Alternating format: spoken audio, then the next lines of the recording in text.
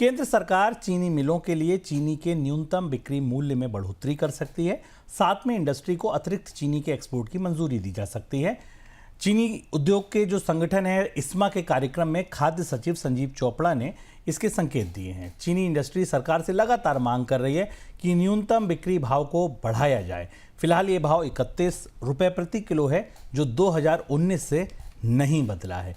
2019 से चीनी इसी भाव पर बिक रही है। तो सर, अब अगर ये बढ़ाया जाता है या एक्सपोर्ट कोटा बढ़ाया जाता है, क्या असर आपको लग रहा है बाजार पर पड़ेगा इसका? चीनी अर्थव्यवस्था में शुभम कुछ महत्वपूर्ण बदलाव होने के संकेत हैं जो इस्मा की बैठक से हमारे सामने इशारा हुआ। और वजह वही रहती है कि चीनी मिलें हमेशा किसानों को के बकाये को सामने लाकर सरकार से ज़्यादा रियायतें पाने की कोशिश करती हैं। और अभी भी इस समय ये स्थिति है कि मिलों के ऊपर बकाया बढ़ रहा है। मिलों का कहना यह है कि अगर चीनी की उद्योग को समर्थन MSP में जिसको कि मैक्सिमम मिनिमम सेलिंग प्राइस कहते हैं, सपोर्ट प्राइस नहीं कहते हैं, उसको नहीं दिया गया तो फिर मिलों के लिए पैसा किसानों को दे पाना मुश्किल होगा। तो 3 तरीके के प्रस्ताव एजेंडे पर हैं। पहला तो ये कि इसका मिनिमम सेलिंग प्राइस बढ़ाया जाए, जो 31 रुपये मौजूदा है। डिमांड इंडस्ट्री 41 से 42 रुपये की कर रही है। इसकी गणित समझना इसलिए ज़रूरी है कि जब मिनिमम सेलिंग प्राइस बढ़ाती है सरकार तो मिलों के लिए बाजार में कीमतें बढ़ाने में आसानी होती है और बाजार में भी कीमतों की अपेक्षा बढ़ती है।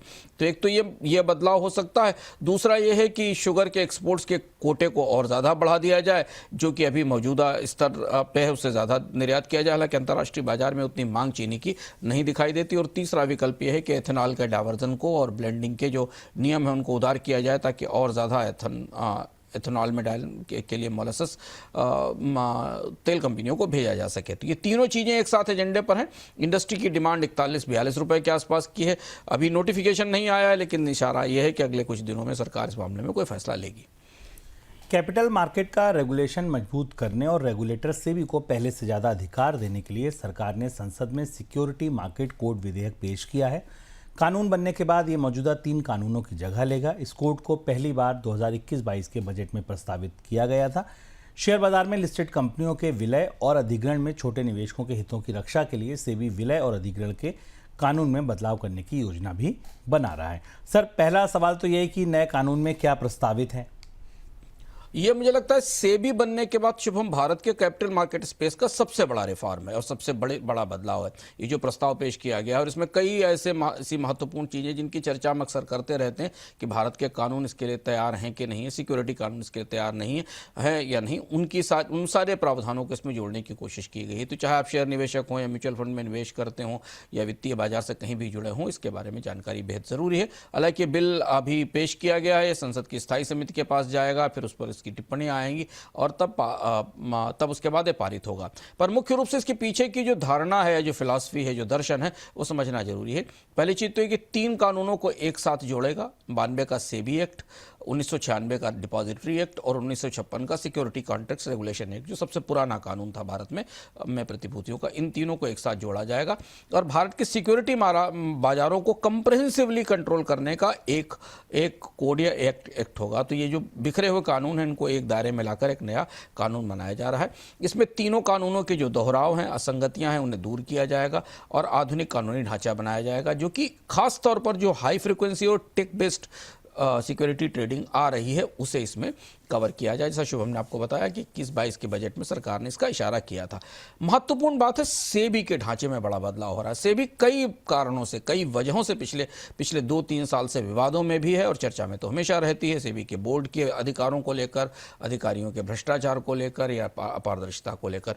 तो सेबी के बोर्ड के सदस्यों की संख्या 9 से बढ़ाकर 15 की जा रही है और इसमें ऐसे सदस्यों को लाने की कोशिश की जाएगी जो नई तकनीक से बाजार में जो हाई फ्रिक्वेंसी ट्रेडिंग है या बाकी नए व्यवस्थाएं हैं उसे संभाल सकें।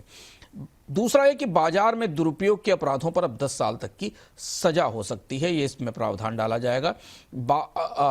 एक जो सबसे महत्वपूर्ण बात है शुभम, जिसे समझना बहुत जरूरी है, इसका छिपा हुआ, कानून का छिपा हुआ हिस्सा भी है और ये शायद आने वाले दिनों में विवाद का विषय भी बनेगा जब ये संसदीय समिति के पास जाएगा, कि मार्केट में होने वाले जितने भी अपराध हैं उनको अब मनी लॉन्ड्रिंग एक्ट के दायरे में लाया जाएगा।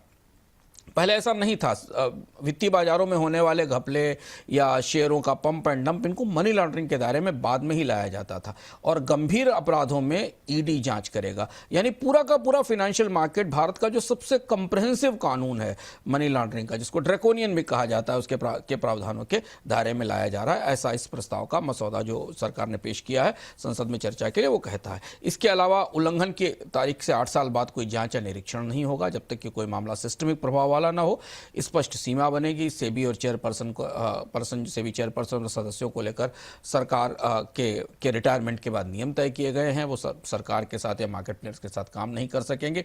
सेबी के सबऑर्डिनेट कानून बनाने के लिए जो सेबी के अंडर में अलग अलग कानून या रूल्स बनते हैं, जो आप रोज देखते हैं, जिन पर हम चर्चा करते हैं, उनके लिए सेबी को अब सबसे परामर्श करना पड़ेगा और सेबी के कामकाज की नियमित समीक्षा और मूल्यांकन और प्रभाव का मूल्यांकन भी होगा। तो इस दृष्टि से अगर आप देखें तो भारत के सिक्योरिटी बाजार में ये लगभग 12-13 सालों के बाद, बल्कि 15-16 सालों के बाद एक बड़ा कानूनी ओवरहॉल होने जा रहा है।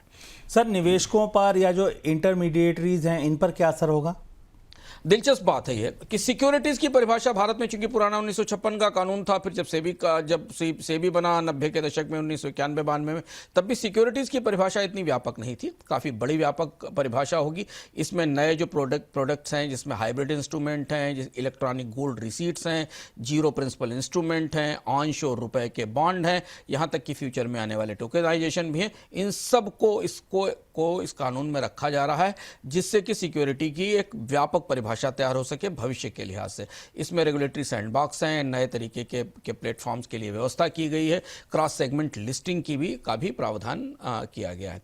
तो असर अगर आप देखें तो ब्रोकर्स के लिए, म्यूचुअल फंड एमएफआईज के लिए और एमआईआईज के लिए ये एक कोड है जो सेबी के डिपॉजिटरी नियमों में जो दोहराव है से कम करता है। इसलिए ट्रेडिंग, क्लियरिंग, सेटलमेंट और कस्टडी में अब जो कंफ्यूजन होता था वो दूर होगा, काम थोड़ा तेज होगा। पीएमएलए वाला जो जुड़ाव है, जिस पर हमने शुरुआत में जिक्र किया, ये एक चुनौती है जिसके दायरे में ब्रोकर भी आ जाएंगे, एमएफआईज भी आ जाएंगे। तो इनके लिए इन जो कंप्लायंस है वो ज़्यादा जटिल हो जाएंगे, क्योंकि पीएमएलए के कंप्लायंस पहले से ही ज़्यादा जटिल थे। इशू करने वालों के लिए जो बाजार में आईपीओ लाते हैं, उनके लिए उन्हें अब कानूनी अनिश्चितता खत्म होगी, एकीकृत ढांचा, साफ ढांचा होगा, ज़्यादा तैयारी के साथ चीज़ें हो सकेंगी। रिटेल निवेशक के लिए चूंकि ईडी शामिल हो रहा है तो ये भरोसा कर सकते हैं कि गंभीर अपराध रुकेंगे, क्योंकि ईडी के पास काफ़ी ताकतें आ रही हैं। और ये नया कानून हमेशा रिटेल निवेशकों का भरोसा बढ़ाता है सिस्टम में, तो वो उत्पादों की विविधता का भी रास्ता मिलेगा। और जो छोटे नियम, जो सबऑर्डिनेट लेजिस्लेशन बन रहे हैं, उनमें सेबी की अपनी ताकत में लोकतंत्र की और डेमोक्रेटिक व्यवस्था आने की संभावना है, क्योंकि कानून कहता है कि सेबी को ऐसे भी जो भी कानून बना रहे हैं, चाहे म्यूचुअल फंड के लिए या उनके लिए, तो उसके लिए एक बड़ी परामर्श की प्रक्रिया बनानी होगी। तो ये कानून इस सत्र में तो नहीं, लेकिन हाँ बजट सत्र तक शायद संसदीय समिति की सिफारिशों के साथ वापस लौटेगा, और तब हम यहाँ से भारत में सिक्योरिटी कानून की व्यवस्था का एक नया दौर देखेंगे।